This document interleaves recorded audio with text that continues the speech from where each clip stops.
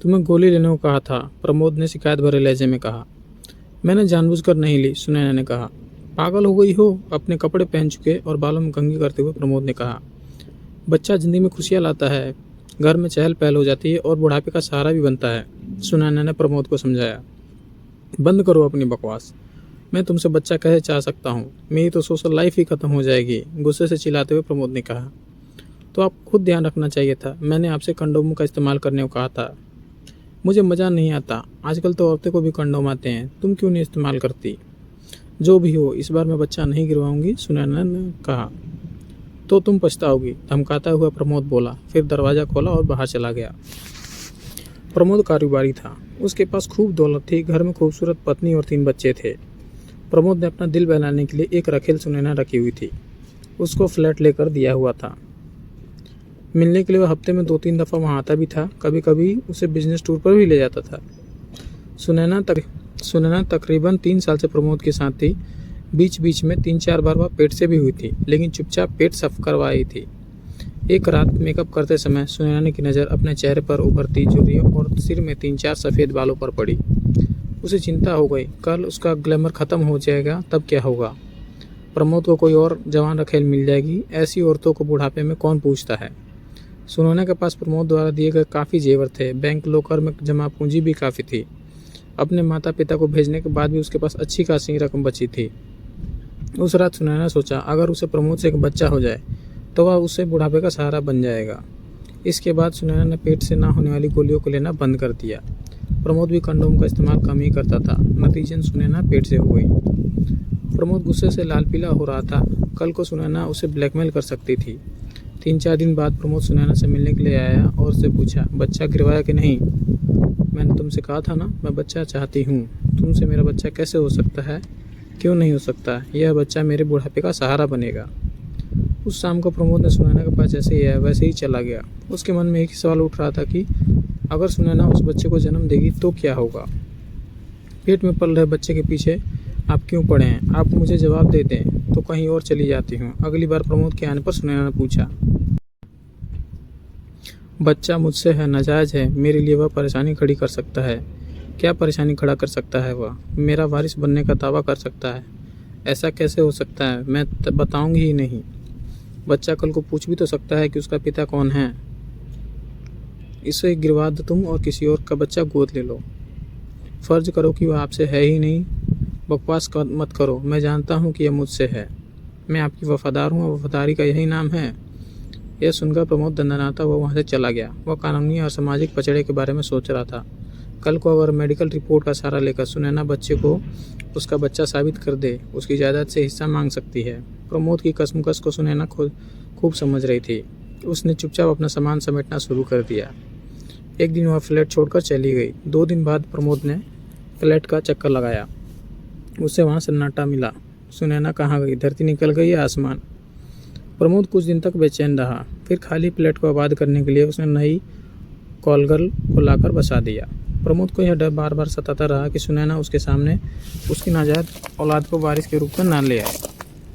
एक दिन कार से गुजरते समय प्रमोद की नज़र एक नर्सिंग होम के बाहर खड़े रिक्शे से उतरती एक औरत पर पड़ी। उसका पेट फूला हुआ था। गौर से देखा तो पता चला वो सुनैना ही थी। वो जल्दी ही बच्चा जनने वाली थी।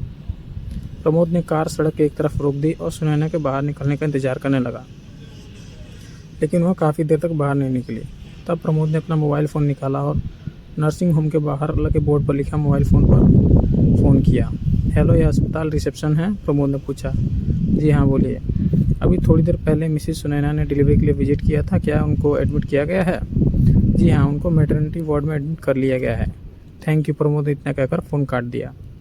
अब प्रमोद को सुनैना और उसके बच्चे को ख़त्म करना था। वह अपनी फैक्ट्री पहुंचा। अभी तक उसकी ज़िंदगी बिना रुकावट चल रही थी। उसका अब किसी से पंगे वाला वास्ता नहीं पड़ा था। प्रमोद की फैक्ट्री का मैनेजर अरुण बड़ा ही धूर्त था। मालिक के कई उलझे मामले उसने सुलझाए थे, लेकिन ऐसा पंगा कभी नहीं निपटाया था। साहब, आपको सुनैना और उसका बच्चा क्या परेशानी दे सकता है, अरुण ने पूछा। कल को वह मेरा वारिस होने का दावा कर सकता है। क्या सुनैना ने ऐसा कभी इरादा जाहिर किया है। नहीं, वो तो कहती है बच्चा बुढ़ापा का सहारा बनेगा। वो उस बच्चे को पैदा करना चाहती है। तो आपको इसमें क्या परेशानी है। अरे भाई, कल को वो बच्चा बड़ा होकर मेरे सामने आकर खड़ा हो सकता है। मेरी सोशल लाइफ ख़राब हो सकती है। वह बच्चा आपसे ही है, क्या यह बात सच है? वह तो यही कहती है कि मेरा भी यही विश्वास है कि वह वफ़ादार है। आप क्या चाहते हैं? बच्चे और माँ को ख़त्म करना है, खासकर बच्चे को। अरुण, ऐसा काम मैंने कभी नहीं किया, फिर भी देखता हूँ कि क्या हो सकता है, अरुण ने कहा। अरुण सुनैना को पहचानता था। वह नर्सिंग होम पहुंचा। जच्चा बच्चा वार्ड में सुनैना एक बिस्तर पर लेटी थी। एक रिश्तेदार को देखना है, 1 मिनट के लिए अंदर जाने दे, अरुण ने वार्ड के बाहर बैठी एक औरत से कहा। इजाज़त मिलने के बाद वह अंदर गया और कुछ ही पलटों में लौट आया। सुभाष और अर्जुन सुपारी किलर थे। उन्हें सुनैना को ख़त्म करने के लिए सुपारी दी गई थी।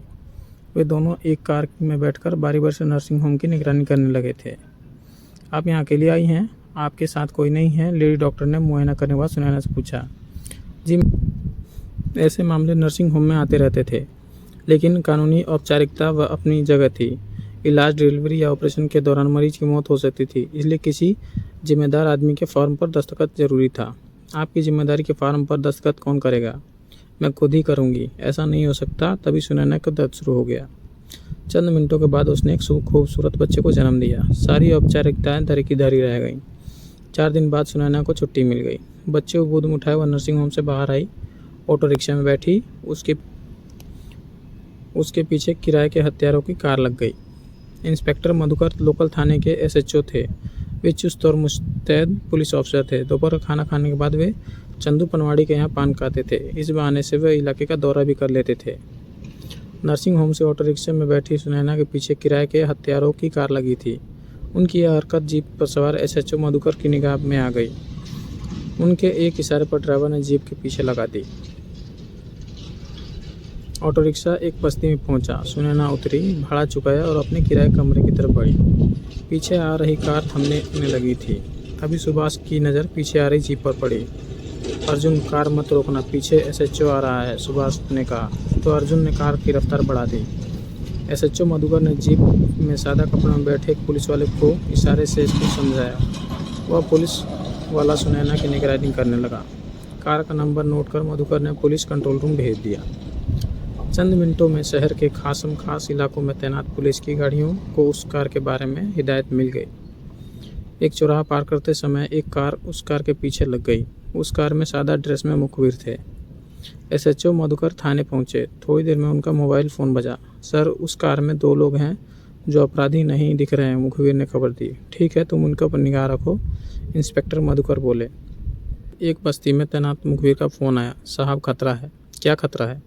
जान जाने का। और क्या खतरा हो सकता है? तू उन मवालियों को पहचानता है क्या? नहीं, पर मेरा अंदाज़ा है कि इस इलाके का खबरिया राम सिंह भी नहीं पहचानता होगा। तब हम क्या करें? इस बाई की हिफाजत और निगरानी। खतरे की वजह इसका बच्चा। क्या? तेरी इसका क्या जवाब फिलहाल मेरे पास नहीं है। सुनैना नहीं जानती थी कि वह पुलिस के जासूसों की नज़र में आ चुकी है। सेठ की मासूका और उसके बच्चे के ठिकाने का पता हमने लगा लिया है। जल्द ही वे दोनों को मार देंगे, प्रमोद के मैनेजर अरुण को सुपारी लेने वाले ने बताया। ठीक है, मेरा और सेठ का नाम नहीं आना चाहिए, अरुण ने कहा। आप तसल्ली रखें। बच्चे के जन्म के बाद सुनैना ने अपनी एक सहेली मीरा को फ़ोन किया, जो उसके बारे में सब कुछ जानती थी। अरे, तेरे और तेरे बच्चे को मरवाने का ठेका दिया है सेठ ने, उस सहेली ने मीरा को बताया। क्या? उसको कैसे पता चला? वह तेरे पीछे शुरू से ही लगा है। तुझे किसने बताया? तेरी जगह फ्लैट में आई उस लड़की ने। अब मैं क्या करूं? सुनैना ने पूछा। आप ठिकाना बदल दें। ठीक है, सुनैना बोली।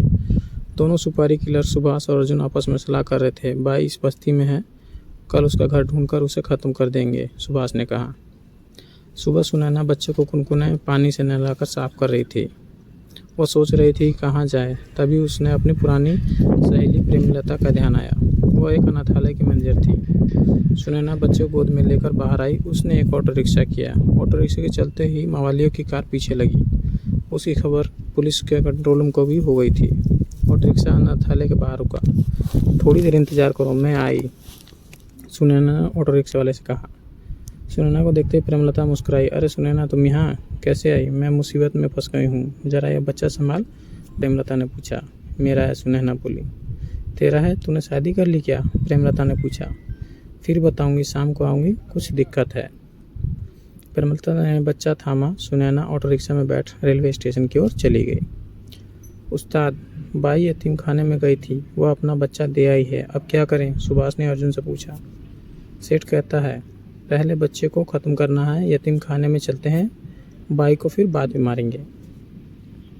कार एक तरफ खड़ी कर वे दोनों सुपारी किलर अनाथालय में घुस गए। सुनैना के एक बच्चे को पालने में लिटाकर प्रेमलता जैसे ही मुड़ी थी कि दो बदमाश नौजवानों को देखकर वह चौंकी। क्या बात है? अभी एक बाई तुझे बच्चा देकर गई है ना, वो कौन सा है? सुभाष ने कमरे में नजर डालते हुए पूछा। दर्जनों पालनों में नवजात बच्चे अठखेलिया कर दूध पी रहे थे।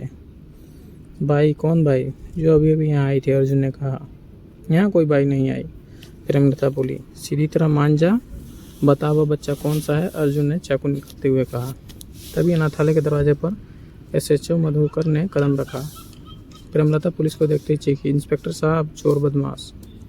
सिपाहियों ने घेरा डालकर दोनों बदमाशों को पकड़ लिया। थाने में उन्होंने सब सच उगल दिया। मैनेजर अरुण के काबू में आते ही सेठ प्रमोद भी टूट गया। आप या तो बच्चे और उसकी मां को अपना लें, अन्यथा 10 साल की सजा भुगतें। बच्चा आपका वारिस फिर भी माना जाएगा, इंस्पेक्टर मधुकर समझाते हुए कहा। मरता क्या ना करता, सेठ प्रमोद ने सुनैना को अपनी पत्नी और बच्चे को अपना वारिस मान लिया।